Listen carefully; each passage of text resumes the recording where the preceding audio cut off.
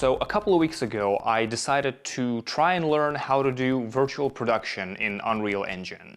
I thought it could be useful for things I'm doing. I have a TV that could conceivably be used for it because it's big enough. So I went around the internet and I gathered a bunch of information on how to do it. It was all scattered across multiple places, and I thought, I'm gonna put it all in one place, if nothing else, then for my own reference, right? So I made a quick tutorial, I put it on this channel. Now there's 1,300 people here and I have no idea how that happened. In all seriousness though, super grateful to all you guys for being here. You have no idea how much this means. But in the meantime, I thought I should play more with Unreal and see if I can do something beyond just one shot of a floaty man in front of a window. So I decided to try to do a product commercial style video. You know, you've seen those types of videos before. It's like the product reveal announcement type of thing with dark environment and flashy lights and spinny shots and all of the things that you would normally do on like a black backdrop, right? So I thought, what if instead of the black backdrop, I put the Unreal backdrop behind it and see how that goes. It should give me the parallax. It should, you know, make it a little more neat than just the black background, right? So I went to the Unreal store and I grabbed this asset here, the Cyberpunk City Pack, which has a ton of stuff in it. It has the streets, it has a laundromat, it has a little car repair shop, which was the set that I used for this. And the engine setup itself was basically the same as last time, except there's a thing that I didn't do last time because I kind of didn't need to with the environment that I used, but I noticed it this time, which is to go into the show menu and then go down to sprites and then hide them all. Sprites are in Unreal what Unity calls gizmos, which is basically these like utility indicators of what things are that are on screen. And you don't want them in your shot, right? You just want the clean environment. You don't want the Unreal UI in the shot. The other thing that I noticed this time that wasn't the issue last time was that if your iPhone has a VPN enabled, then your Unreal will not find the live link subject. Right, so your phone will connect, you will see the viewport, but the Unreal will not show the subject source. So make sure that there is no VPN active on your iPhone. That's the Unreal setup. For the full thing, just watch the previous video. Apparently it's very good. Now, the product was this thing. It's the Hacksmith mini-saber, which is their fancy lightsaber lighter thing. It's color changing. You can sort of see it. Right, I think it's pretty cool and it's reflective, which is a very important thing. The things that benefit most from virtual production are things that are either reflective and they have the light wrap around them and bounce on the surface, or things that are refractive, like say a water bottle, that have the light pass through them, because that makes the immersion work. So Hacksmith mini-saber, the filming setup was hilarious. It's the 3 flooring panels from my studio setup video, which you should check it out, it's pretty good. I put them on top of my ironing board, on top of my coffee table, in front of the TV. High-end filmmaking. Perfect. I also used this thing. This is the IKEA Spinny Boy. If you're doing any kind of product videos, you should have a Lazy Susan. These things are amazing. And then lighting-wise, I had my key light off to the side, same as last time, twisted slightly away from the TV to prevent reflections. I had an Aperture MC on top of the TV to mimic the overhead lights of the warehouse, and then I played with various lights just by having them off to the side or moving them over the box to create this light streak effect. You know, things you would typically do for these types of product videos. So I got all the shots that you would expect in a video like this, you know, your forward push-ins, your gimbal spins, right, all of those. I threw it in Resolve, I tossed on some basic color grade. I couldn't quite find the music that I sort of had in my head, because the YouTuber licensing services are not particularly rich in mid-tempo. Monstercat is the only one that has it, and nothing was quite fitting as well as I hoped. So I fired up Logic, I put together a quick mid-tempo theme. Thankfully, serviceable mid-tempo is not that difficult to make, especially for the needs of a YouTube video, right? This one was a very simple A minor, mostly standard plugins. You know what? This is not a music production tutorial. If you want a music production tutorial, put it in the comments, I'll make one, but this is getting a little bit off track. So what are the main things that I've learned trying to do this, which was also by far the #1 comment, was reflections, right? The TV, by its nature, has a reflective surface, which means that the lights you put next to it are going to be all over it. Not to mention the subject itself, right? If you're way too close to the TV, you can see it. But it's not as big of an issue with the subject. You don't always have to be super close to it.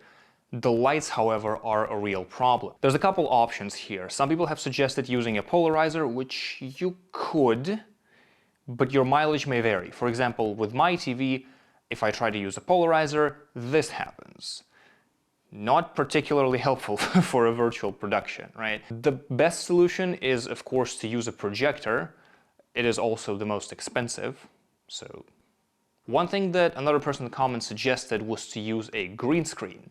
There's multiple ways to do this. I've seen people do it real time. I've seen people do a recorded motion track, and then they have Unreal just export the scene, and then they use After Effects to composite it, which works. But my whole thing with the original video was that I specifically didn't want to use a green screen. I want it to all be done in camera. I want it to be quick. I want to frame it, shoot it, color grade it, deliver it. Don't want to do any compositing, right? So if you're down with the green screen, I think that is the best way to remove reflections on a budget.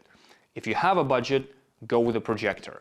Otherwise, point your lights away from the TV as much as you can. Try to film it with clever angles so that the reflections aren't in the shot. That's the kind of stuff I've done for this one, and I didn't see any reflections that are interfering with what I'm trying to do. The other issue that I personally encountered is that everything is a little too bright.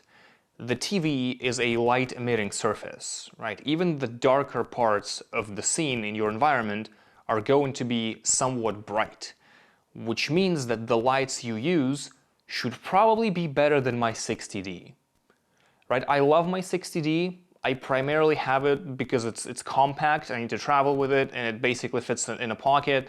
It's a great light, probably not the best for working with an emissive background. If you have something like a 200D or a 300C or the expensive ones, it's probably going to work better. But 60D is definitely a problem. It just does not have enough light to work with the TV being used as a background. One thing that could possibly remedy it, I think, is doing some post-processing in Unreal and color correcting it a little bit. I have not done that though. I just loaded up the demo scene. I did not do any setup at all beyond just loading in the scene and then configuring the camera.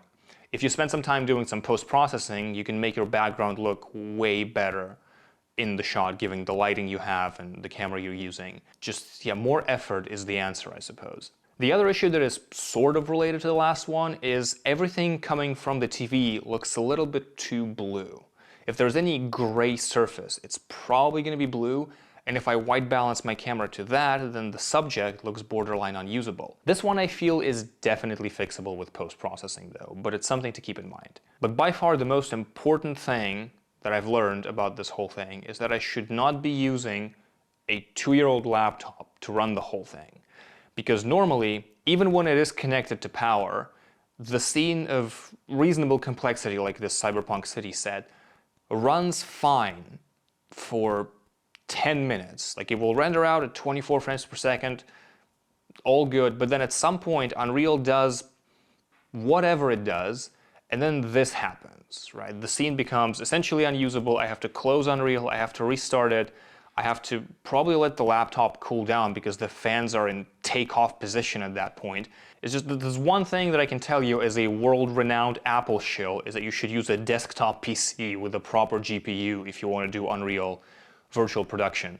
The other thing that is sort of related to that is avoid slow motion unless you have a really high refresh TV or a projector, because if you're shooting at 120 and your TV is refreshing at 60, this is what you get. It seems obvious looking at the footage, but when I was filming it, I was like, oh, let me do this cool slow motion spinny shot. It's gonna be amazing. So yeah, don't. Film everything at 24 or have a high refresh TV. Or do the green screen. You know, if you do the green screen, then you have Unreal render it at whatever FPS and you should be fine. But those are the takeaways so far from my Unreal journey. Next, I want to try doing a proper display output, seeing how that works. I might actually end up having to get a dedicated PC because apparently you need a separate graphics card for that. I haven't figured it out yet. This is not an Unreal Engine channel, guys. Let's just make that clear, all right? Unreal is a filmmaking tool that I thought would be useful for me to learn, and so I did, but I'm by no means an Unreal expert, right? This is a general purpose filmmaking channel, right? No, I'm not freaking Punisher, right?